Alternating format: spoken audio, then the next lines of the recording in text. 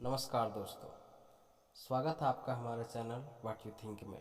और आप देख रहे हैं what you think YouTube channel.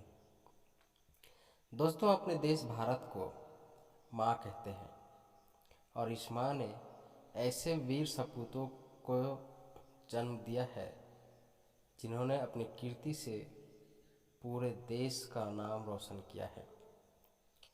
आज की इस वीडियो में इस माता के एक और सपूत की हम बात करेंगे जिनका नाम है पृथ्वीराज चौहान।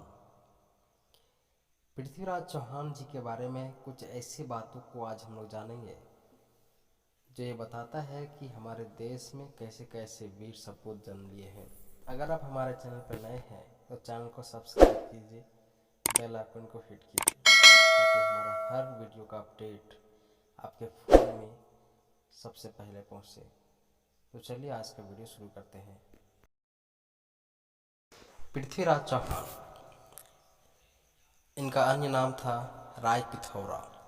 माता और पिता का नाम था राजा सोमेश्वर चौहान और माता का नाम था कमला देवी। पत्नी जी का नाम था संयोगिता। जन्म 1149 ईस्वी में, राज्याभिषेक 1169 ईस्वी में, मृत्यु 1192 ईस्वी में। राजधानी इन्होंने जो बनाया वो था दिल्ली और अजमेर। और ये चौहान राजपूत वंश के शासक बने थे। पृथ्वीराज चौहान ने 12 वर्ष की उम्र में बिना किसी हथियार के खूंखार जंगली शेर का जबड़ा फाड़ डाला था। तो आप इससे समझ सकते हैं कि पृथ्वीराज चौहान कितने बलवान होंगे।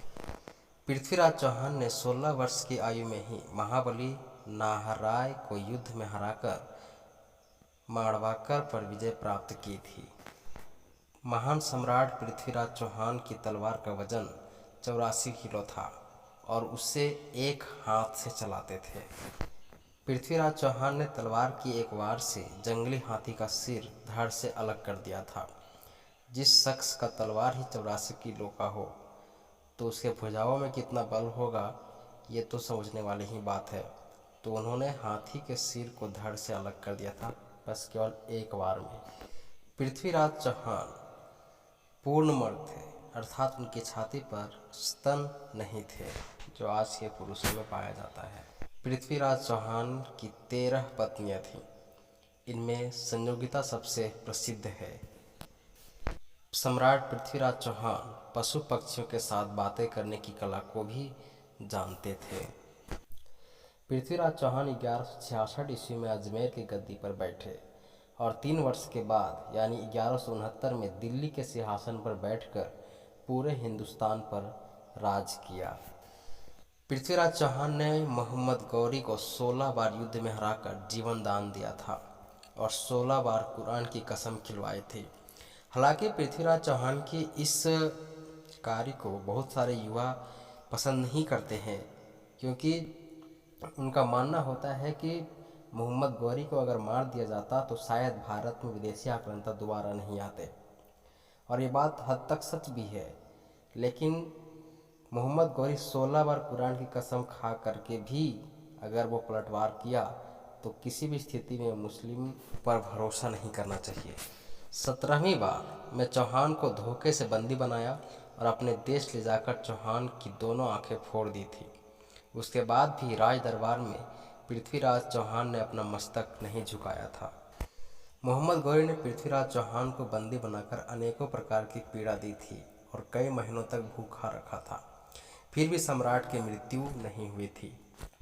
सम्राट पृथ्वीराज चौहान की सबसे बड़ी विशेषता यह थी कि जन्म से शब्द भेदी बाण की कला ज्ञात थी, जो कि अयोध्या नरेश राजा दशरथ के बाद केवल उन्हीं में थी। पृथ्वीराज चौहान ने मोहम्मद गौरी को उसी के भरे दरबार में शब्द भेदी बाण से मारा था। गौरी को मारने के बाद भी वह दुश्मन के हाथों नहीं मरे, अर्थात अपने मित्र चंद्रबरदई के हाथों मरे। दोनों ने एक दूसरे को कटार घोंप कर मार लिया, क्योंकि और कोई विकल्प नहीं था। तो ऐसे महान प्रतापी राजा के बारे में सभी को जानना चाहिए, जिन्होंने अपने धर्म देश की रक्षा हेतु अपने प्राण त्याग दिए लेकिन अपना सर नहीं झुकाया। दोस्तों, पृथ्वीराज चौहान की यह बहादुरी आपको कैसी लगी हमें कमेंट बॉक्स में बताएं। साथ ही साथ अगर आप चैनल पर नए हैं तो चैनल को सब्सक्राइब कीजिए, बेल आइकन को हिट कीजिए ताकि हमारा हर अपडेट आपको मिलता रहे। मिलते हैं नेक्स्ट वीडियो में, तब तक के लिए नमस्कार।